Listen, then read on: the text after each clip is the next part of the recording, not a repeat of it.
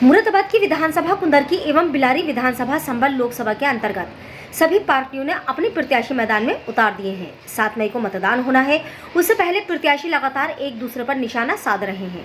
बीते दिनों भाजपा प्रत्याशी परमेश्वर लाल सैनी ने इंडिया गठबंधन के घोषणा पत्र को ढकोसला कहा था एवं उनके द्वारा इंडिया गठबंधन पर जमकर निशाना साधा गया था।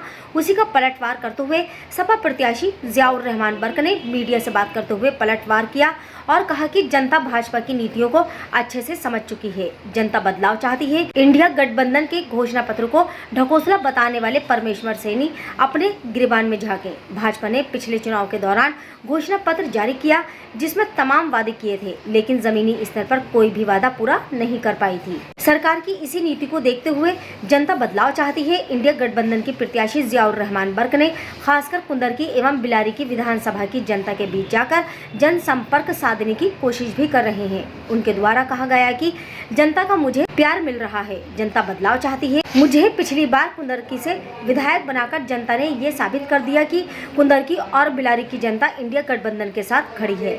संभल लोकसभा सपा प्रत्याशी द्वारा भाजपा पर जमकर निशाना साधा गया। उन्होंने कहा कि भाजपा सरकार ने ईडी और सीबीआई का दुरुपयोग किया है। इनके नाम पर लगातार इंडिया गठबंधन के नेताओं को जेल भेजने का कार्य भी किया गया है। संभल सपा लोकसभा प्रत्याशी जियाउर रहमान बर्क ने दी जानकारी। मानव अधिकार इंडिया न्यूज से कैमरामैन फरासत अली के साथ मोहम्मद वसी की रिपोर्ट।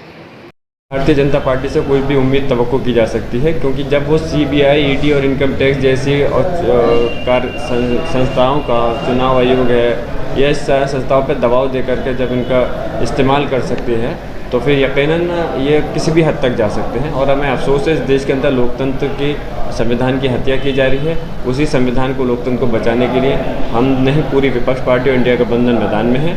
और इन्होंने जिस तरह से ये निरस्त कराया है, मैं यही कहूँगा कि चुनाव आयोग इसमें खास तौर से संज्ञान ले, नहीं तो सुप्रीम कोर्ट, सर्वोच्च न्यायालय, माननीय सर्वोच्च न्यायालय इसमें संज्ञान लेकर के आगे को भी इसमें ध्यान रखे कि इस प्रकार किसी प्रकार के प्रत्याशी का जो हमारा अधिकार है जो चुनाव लड़ने के लिए, उसमें इस टाइप की साजिश उनकी कामयाब नहीं होने की चाहिए। जनता के लिए ईद के त्यौहार को लेकर क्या वर्णन देना चाहेंगे और क्या मैसेज रहने वाला है? देखिए, ईद का त्यौहार तो ख़ास तौर से जनता को तो मैं मैसेज दूंगा ही, लेकिन मेरे लिए ये ईद का त्यौहार सबसे ज़्यादा खुशी के साथ साथ मेरे लिए दुख की वजह यह है कि आज दादा मोहतरम शफीकुर रहमान बर्क साहब हमारे साथ, मेरे साथ दरमियान में पहली ईद ऐसी होगी जिसमें कि नहीं होंगे। नहीं तो मैं अपने दादाजी के साथ नमाज़ पढ़ करके लोगों से मिलने का काम किया करता था।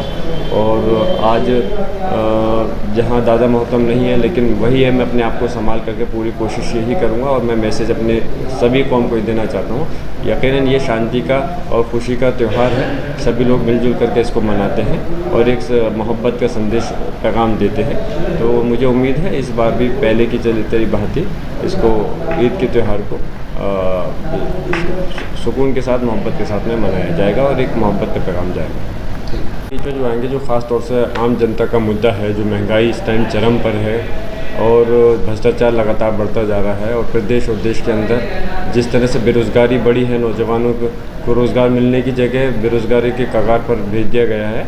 और उसके साथ साथ जो नफ़रत इस प्रदेश और देश में फैलाई जा रही है, उसी इन सारे मुद्दों को लेकर के हम चुनाव मैदान में हैं।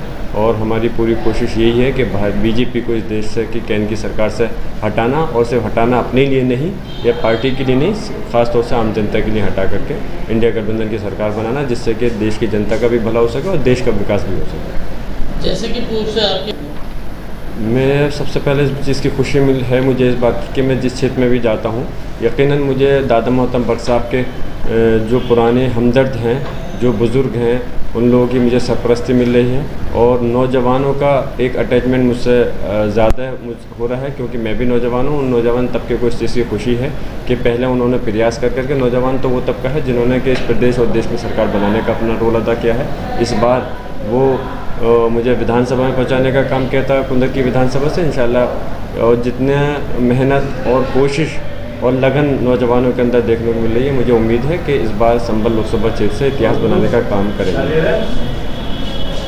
जन संपर्क में आपको जनता का प्यार किस प्रकार हो गया?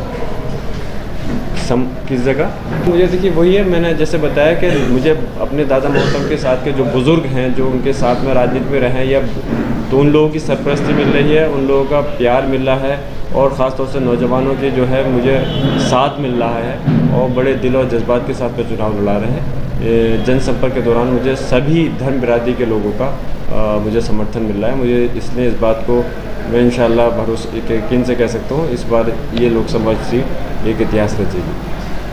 घोषणा पत्र को लेकर क्या कहना चाहेंगे?